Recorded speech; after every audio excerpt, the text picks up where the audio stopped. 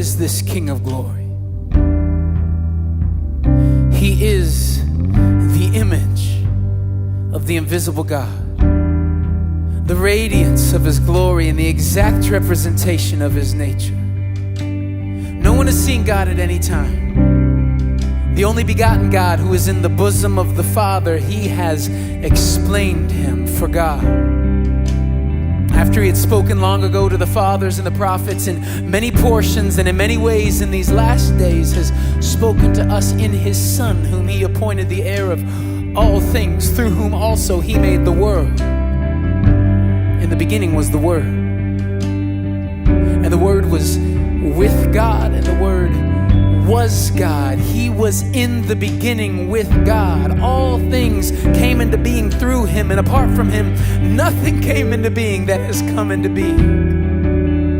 He's the firstborn of all creation, for by him all things were created, both in the heavens and on earth, visible and invisible, whether thrones or dominions or rulers or authorities. All things have been created through him and for him. You have put all things in subjection under his feet, for in subjecting all things to him, he left nothing that is not subject to him. He is before all things, and in him all things hold together. He upholds all things by the word of his power. And although he existed in the form of God, he did not regard equality with God a thing to be grasped, but emptied himself, taking the form of a bondservant, being made in the likeness of men. Being found in appearance as a man, he humbled himself by becoming obedient to the point of death, even death on a cross.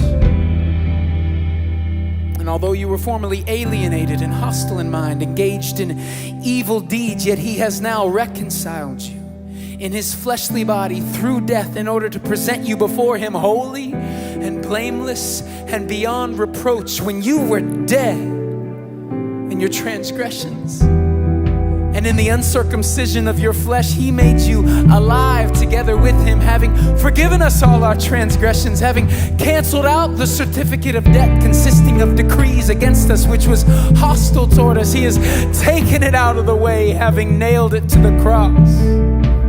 When he had disarmed the rulers and the authorities, he made a public display of them, having triumphed over them through him. For this reason, God highly exalted him and bestowed on him the name which is above every name, so that at the name of Jesus every knee will bow, of those who are in heaven and on earth and under the earth, and every tongue will confess that Jesus Christ is Lord, to the glory of God the Father. Then I looked, and I heard the voice of many angels around the throne, and the living creatures, and the elders, and the number of them was myriads of myriads and thousands of thousands, saying with a loud voice, "Worthy is the Lamb that was slain to receive power and riches and wisdom and might and honor and glory and blessing, and every created thing which is in heaven and on earth